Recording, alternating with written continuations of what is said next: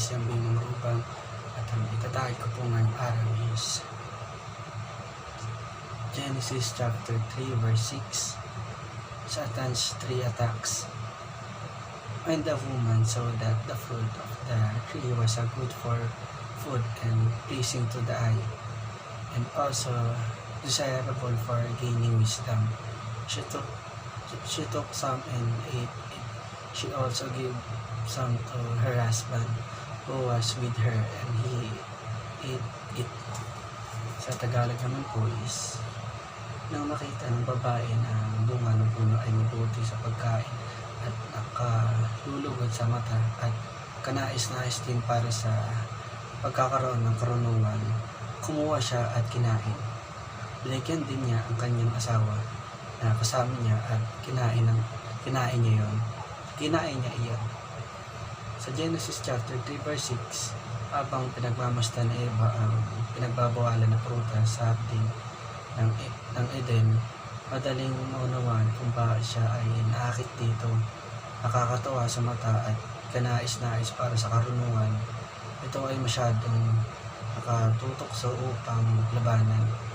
Marami sa atin ang nakarelate sa dalmena ni Eva habang nakatagpo tayo ng mga bagay na mukhang maganda, napakaganda para palampasin.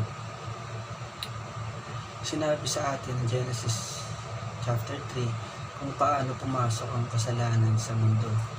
Pinakita rin ito sa iyo kung paano pumasok ang kasalanan ang iyong buhay.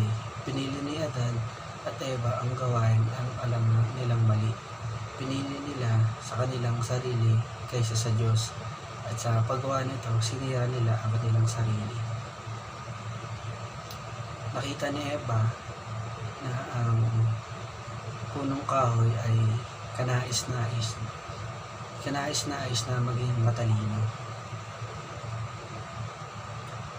Ito ang pagmamalaki ng buhay. Nais ni Satanas na hangarin natin na maging mataas, magkaroon ng saloobin ng pagmamataas.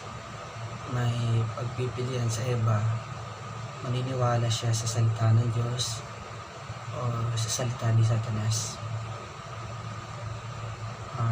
Tanong po tayo sa prayers.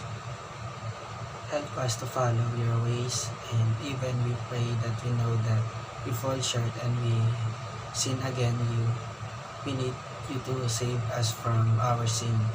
And we praise you, Lord Jesus, as our Savior who makes forgiveness of sin possible, who makes restoration to relationship with you a reality. Yun lang po, may natutunan po tayo. Maraming salamat.